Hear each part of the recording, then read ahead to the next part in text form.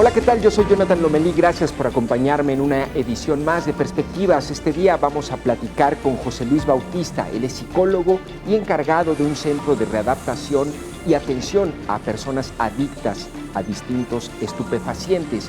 El tema lo abordamos a propósito del asesinato de 6 personas en un centro de rehabilitación clandestina en Tlaquepaque y luego el caso de una menor quemada y maltratada en otro centro de rehabilitación clandestino, pero en Tonalá. Comenzamos Perspectivas. Gracias por acompañarme.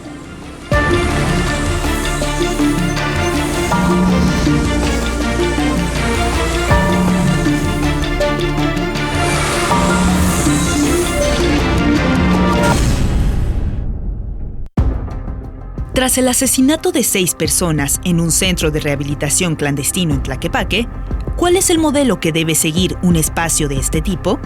En los últimos años, los albergues irregulares para adictos han aumentado. Según el SECAG, en 2012 había 154 centros de rehabilitación y solo 62 operaban con permiso. Para este año, ya suman 390 albergues, la mayoría sin personal capacitado ni licencia. Desde el sexenio pasado, diputados locales plantearon la necesidad de una reforma para brindarle más atribuciones a las autoridades en la vigilancia, inspección y sanción de los también llamados anexos. Abordamos el tema con José Luis Bautista, encargado de Nuevo Amanecer AC, un espacio para adictos que cumple con todos los requisitos de ley. Muchas gracias por acompañarme en Perspectivas y también le doy la bienvenida a José Luis Bautista, psicólogo y encargado de Nuevo Amanecer AC, consejero en materia de adicciones, un joven que se dedica a esta labor en estos centros de rehabilitación, Nuevo Amanecer, que cumple con todos los requisitos de ley, pero también que abordamos el tema en un contexto difícil en estos días por la información que se ha dado a conocer. Bienvenido, José Luis, gracias por acompañarme. Muchas gracias, gracias primeramente por la invitación, agradecerte por la oportunidad y pues yo creo que es importante, ¿no? Como a través de esta entrevista, como informar un poco, quitar como ciertas cuestiones que pueda haber ahorita en este momento. Mitos en torno a esta labor. Oye, ahora tú como encargado de un centro de rehabilitación para adictos, ahora que hemos visto estas noticias lamentables de una menor quemada y maltratada en un centro de rehabilitación clandestino, que de hecho había sido fundado por un extransportista, y después la ejecución de 6 personas, en casos muy recurrentes, ¿tú qué piensas? ¿Qué pasa por tu mente cuando ves toda esa información y todos esos casos? Pues es que se vuelve una perspectiva como muy complicada porque pues no es algo que esperes que pase, ¿no? Y más cuando te mueves en este tipo de ámbito, en la parte de trabajar con personas con problemas de adicciones, y cuando ves como que una noticia y luego a los días otra y que tenga que ver con algo relacionado a esto, pues sí te alerta un poco, ¿no? Te alerta en un aspecto y sí es como de ver realmente y tener la seguridad de decir, bueno, tienes que mejorar todo el tiempo tu trabajo, tienes que estar capacitando, tienes que estar cada vez mejor, ¿no? Claro, me decías hace un momento un modelo de atención para personas con adicciones. Hay 3 tipos de enfoques, ¿no? 3 tipos de atención. ¿Cuáles son esos 3 tipos que puede haber en un centro con toda la normativa al día? Pues hay 3 como modelos que se trabajan o se manejan. El modelo, por ejemplo, de ayuda mutua, que muchos lugares, por ejemplo... Es como Alcohólicos Anónimos, ¿no? Sí, como Alcohólicos Anónimos, pero la cuestión que tendría es que algunos de ahí derivan a centros de rehabilitación o ahí sí podría ser un tipo anexo. Después está el modelo mixto, que es el modelo intermedio donde se mezcla personas exadictas con personas profesionales y que brindan la atención, o sea, en las 2 áreas, y el modelo profesional. Que es en el modelo donde solamente son personas profesionales, de inicio a fin todos son. Y en el caso de Nuevo Amanecer, ¿qué modelo es el que...? Es un modelo mixto, por ejemplo, que en un momento dado, por ejemplo, nosotros empieza como una parte de ayuda mutua y evoluciona esta parte. ¿Por qué? Por la cuestión de la normativa, por la cuestión de que cada vez, pues, en la cuestión de la adicción va evolucionando, va avanzando, y cada vez hay como más consecuencias a través de la adicción, entonces... Este mito de los anexos, incluso vemos muchas veces también videos en redes sociales y se hace cierta, incluso como se ironiza sobre el hecho de que se lleva a alguien de manera obligada a un anexo. Pero, a ver, ¿Tú te ingresas a un centro como este por ti mismo? ¿Te tiene que llevar la familia? ¿O cómo funciona? Porque en muchos de estos anexos, literal, los llevan con engaños y allí los mantienen contra su voluntad. Con un adicto que no se quiere rehabilitar, ¿tiene que entrar de manera voluntaria a Nuevo Amanecer, por ejemplo, o no?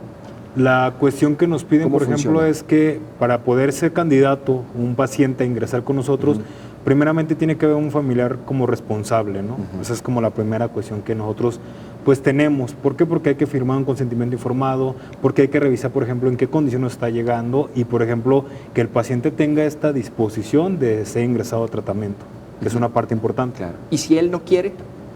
La cuestión que sería complicada ahí, por ejemplo, es muchas veces por alguna cuestión legal, a veces la cuestión legal nos lo manda o alguna institución derivante nos dice, ¿sabes qué? Claro. Tienes esta opción, te internas aquí o tienes estos centros que son como regulados, te internas en el que tú quieras, pero es como por un requerimiento. Por ejemplo, en los casos que ustedes atienden en Nuevo Amanecer, ¿cuántos tienen o llegan por esa instrucción a lo mejor de un juez que se vieron vinculados a algún delito o un municipio que los obliga a un juez municipal? ¿Y cuántos son por voluntad propia? ¿Cómo los clasificas? Pues más serían, o menos, en términos generales. Muchas veces hay derivantes en ciertos tiempos, por ejemplo, nos llegan personas de los centros CAPA. Ajá. Por ejemplo, una vez al año o 2 veces por año nos derivan de los CAPA, por ejemplo, ellos evalúan, revisan la cuestión socioeconómica de las familias que tienen un problema de adicción, un familiar. Se les otorga una beca, por ejemplo, y nosotros los aceptamos. A los lugares certificados nos mandan ciertas instituciones. Cuando es una cuestión gubernamental o la cuestión de algo, nos mandan un oficio, una referencia, y nosotros mandamos una contrarreferencia de que vas a ser ingresado a tratamiento con nosotros. Ahora, ¿qué tipo de atención es la que, o sea, cómo atiendes a alguien que tiene una adicción, que llega con una enfermedad de ese tipo? ¿Cuál es el abordaje inicial y cómo se desarrolla su tratamiento en términos generales? Por cuestiones generales, nosotros lo que manejamos es esto, ¿no? O sea, el primer enfoque que tiene que revisarlo y por la normativa o por la norma nos piden que antes de que pasen, por ejemplo, 48 horas, un doctor ya lo debió de ver. Esa es la primera como cuestión, ¿no? Para revisar en qué estado físico nos está llegando, que no traiga alguna cuestión patológica de algún aspecto. Hay doctores en este claro. centro. Sí, y todos tienen su cédula profesional y todos pues laboran en torno a esto, ¿no? ¿Qué cuestión se hace? Una vez que se hace eso, el psiquiatra y la psicóloga hacen valoración. O sea, nosotros los primeros 10 días lo que hacemos es una valoración general. ¿Para qué?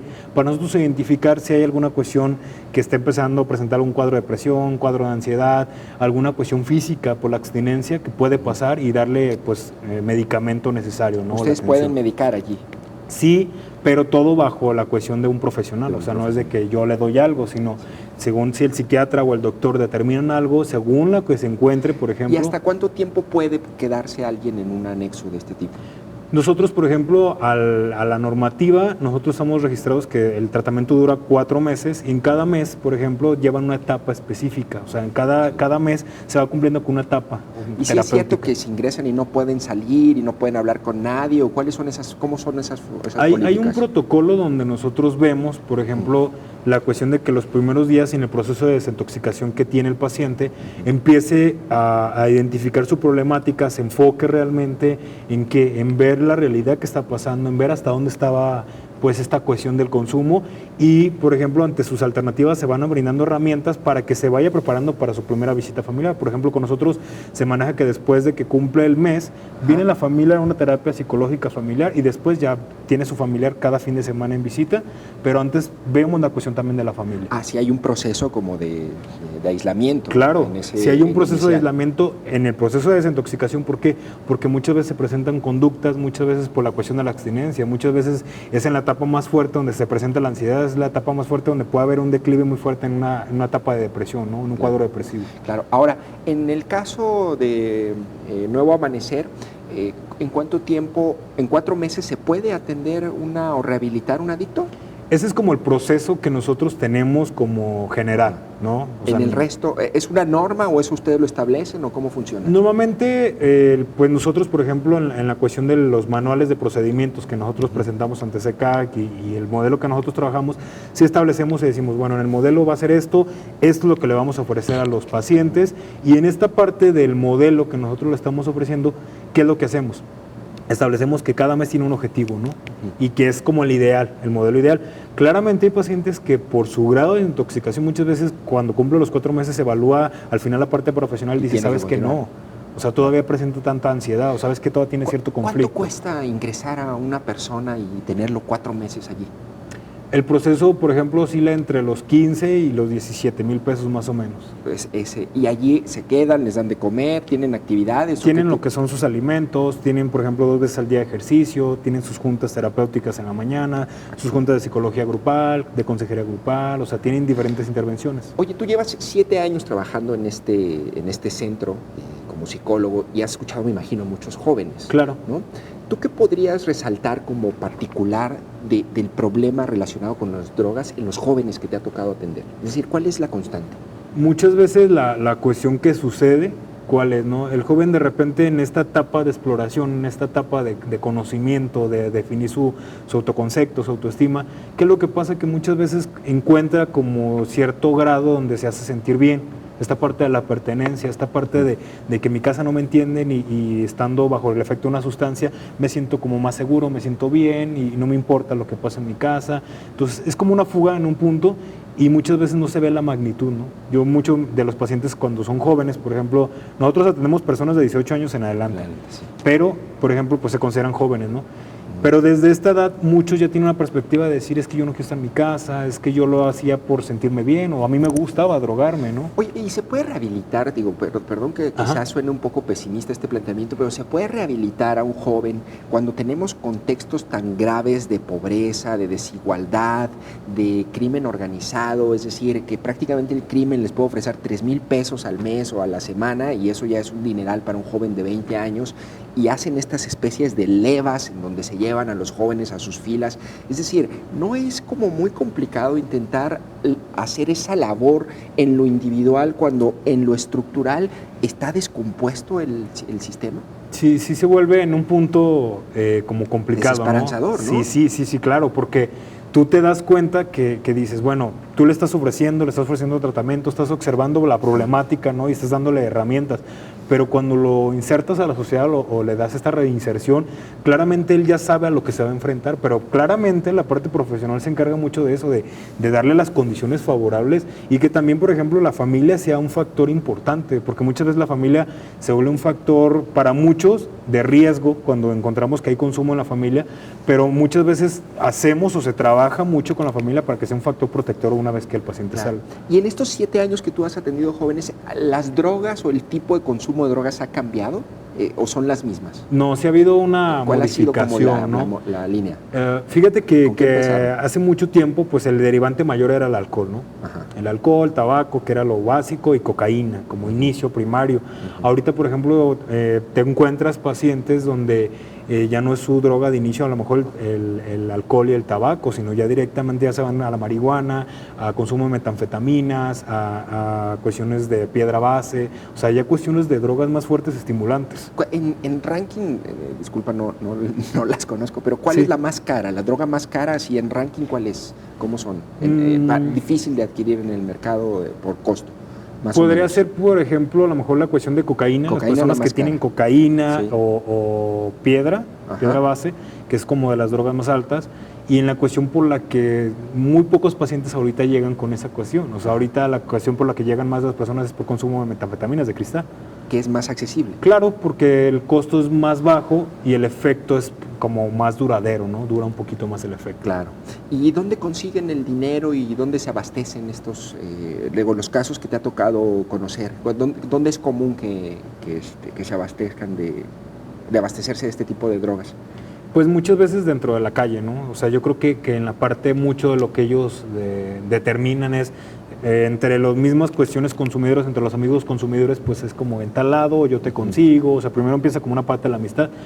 Y la cuestión que pasa mucho, tú preguntabas ahorita en la cuestión de dónde, muchas veces muchos trabajan, tienen una parte activa, pero muchos ya no trabajan y es donde de repente a la familia empiezan a agarrar o que roban algo o que empiezan en esa cuestión por la misma ansiedad, ¿no? Claro, es que me parece muy difícil porque tú puedes hacer una gran labor en lo individual dentro del centro, pero cuando salen de pronto en el entorno familiar, en el entorno social, literal, los absorbe nuevamente.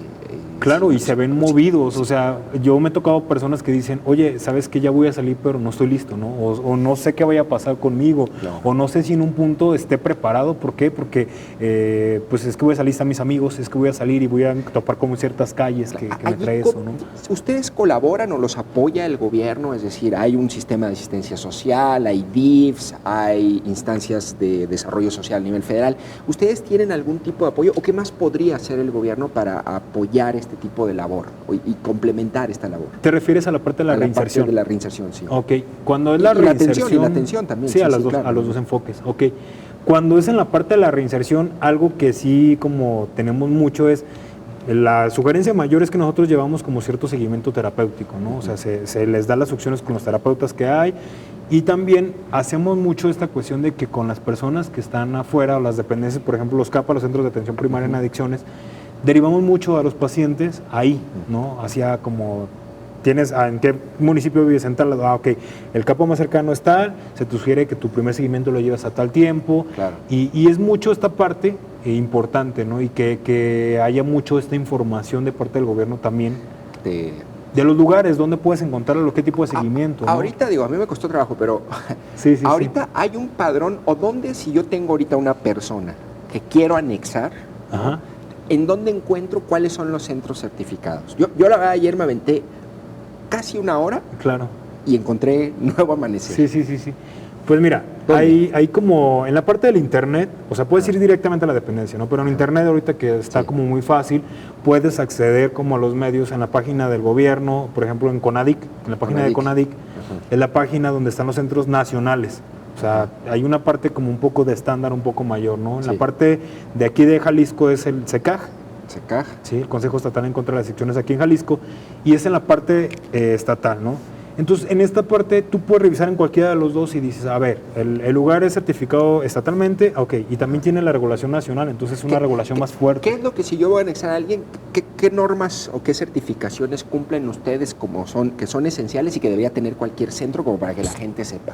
Aquí las dos mayores son como que el registro general, ¿no? El registro general ante CECAJ, primero. Consejo Estatal contra las Adicciones en Jalisco. Eso sería lo primero. Así, yo pregunto, aquí está su registro, ¿qué más? Sí, o sea, yo puedo ir a las oficinas directamente al CECAJ, oye, quiero buscar un lugar seguro para internar a mi familiar, ¿qué lista tienes? No, pues estos y estos. O pensando que yo llego a un centro, ¿qué otro?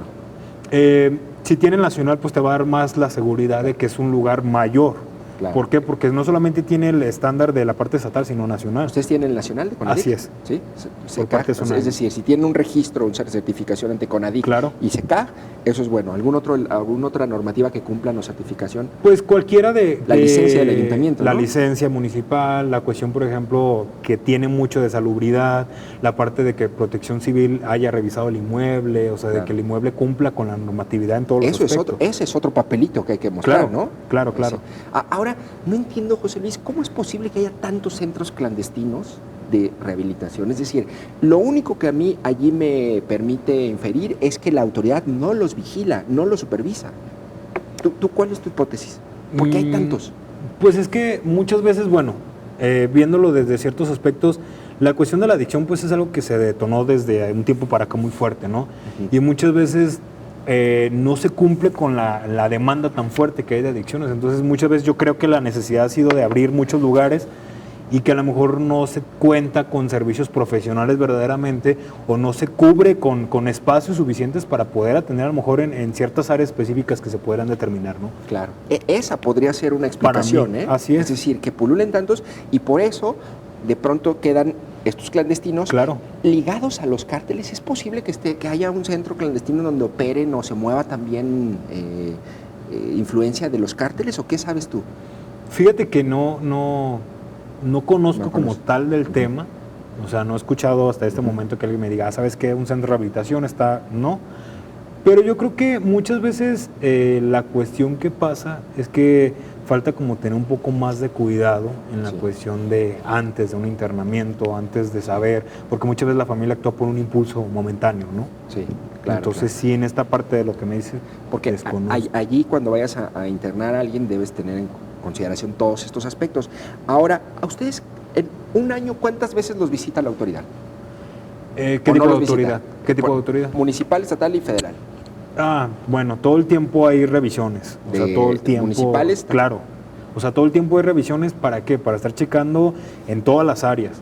O sea, para estar checando, por ejemplo, el trato que se le da a los internos, de repente alguna cuestión normativa, de repente alguna ley, de repente alguna cuestión, porque todo el tiempo está cambiando en la parte, ¿no? Entonces, todo el tiempo tienes que estar como checando noticias, checando esta parte para ver qué más hay, o viendo cómo capacitarte para cumplir con los requisitos. Claro. Entonces, pero por ejemplo, el Estado, la Federación y el municipio sí los visitan y revisan. Claro, tienen que estar revisando constantemente. En un año, tipo, sí. El problema es que cuando no tienen identificado el centro, ¿no? Claro, que no tiene a lo mejor un registro en ninguna parte, porque no existe, ¿no? Claro. Ahí a lo mejor es el problema. Ahora, sobre el criterio, a propósito de esto que pasó con la niña Jazmín, esta pequeña que fue quemada y maltratada en un centro clandestino, ¿cuál es el criterio para un centro para recibir a menores? Fíjate ¿Tú sabes que tendría que tener personal distinto? Como muy especializado. O sea, es más difícil, ¿no? Sí, claro, porque no puedes tener el mismo personal para una persona mayor de edad que ya tuvo cierto nivel de consumo, ciertas condiciones, que con una persona menor de edad, ¿no? Sí. ¿Y sabes cuáles son como los... ¿Hay centros que atiendan a menores aquí en Jalisco o no sabes? No conozco como tal ningún centro que atienda como parte de menores, porque sí es muy complicado.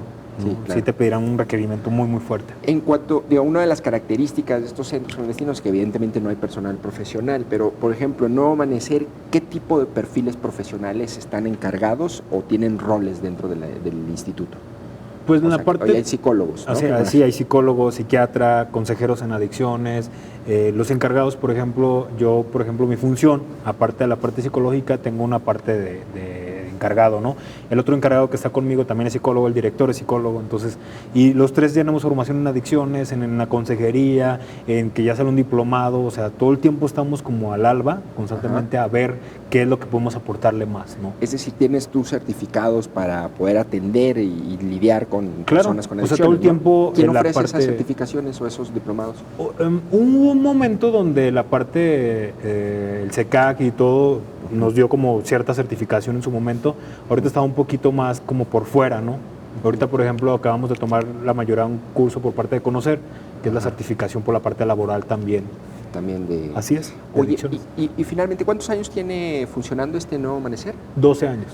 Tú que así en el entorno, en el ambiente, ¿sabes cuántos más o menos hay centros que tú conozcas que tengan todas sus certificaciones y todos sus papeles en regla? Es decir, ¿son muchos o pocos? He escuchado últimamente y sí tenía como la noción de que eran como muy pocos. Sí. O sea, muchos. Es que yo encontré en la página, yo encontré 17. Nada más. 17. Digo, al menos que me aparecieron en la página de, no recuerdo si es SECAG o CONADIC. En una de esas dos. En una de esas dos, pero 17 me parece muy poco para una población de 8 millones en un estado, ¿no? Claro, claro. ¿Cuántos atienden ustedes en el Nuevo Amanecer? Atendemos de 30 a 32 pacientes, por ejemplo. Oye, y a ver, cuéntame un caso, se me está acabando el tiempo, pero a ver, cuéntame un caso positivo, digo, dentro de toda esta tragedia y todas estas cuestiones negativas que de pronto vemos, cuéntame un caso positivo de un joven que haya podido superar una adicción, un caso en particular que te haya tocado atender, que tú veías a lo mejor que estaba difícil y la logró. Pues es que te topas como muy frecuente como en esta parte, ¿no? Pero, por ejemplo, sí ha tocado chavos de 20, 22 años, por ejemplo, en alguno en particular, donde pierde a lo mejor cierta cuestión familiar, donde solamente a lo mejor queda como con la mamá, pierde toda la cuestión familiar y te encuentras con una situación donde no tiene dónde vivir, donde de repente a lo mejor la mamá está como muy inestable económicamente, donde ocupa ciertas cuestiones y donde después de pasar por 5, 6, 7 internamientos, como que agarra esta parte de decir, pues sabes qué, no me queda otra más que ponerme las pilas, hacer algo, ¿no? Y como que este impulso de recibir la ayuda, de decir, pues sí, o sea, yo te ayudo, yo te impulso, yo te digo cómo le puedes hacer y que ahorita, por ejemplo, ya tenga como esta noción de estudiar, de hacer ciertas cuestiones. Claro, ¿no? En los momentos, con la mayor adversidad es cuando más, más salen adelante. José Luis Bautista, encargado, psicólogo y encargado de Nuevo Amanecer AC, Centro de Rehabilitación para Adictos, te agradezco que me hayas acompañado en Perspectivas. Ok, muchísimas gracias por la invitación. Gracias. Pues bueno, ya vimos, me parece que allí el punto central de lo que planteamos en este diálogo es preguntarnos si existen los suficientes centros de rehabilitación para la demanda, la alta demanda que hay de personas con estos problemas y si Esa carencia de suficiencia es lo que ha generado que pululen estos centros clandestinos. Tal vez ahí hay una parte de la respuesta a este problema. Yo soy Jonathan Lomelí, gracias por haberme acompañado en Perspectivas. Nos vemos en la próxima emisión.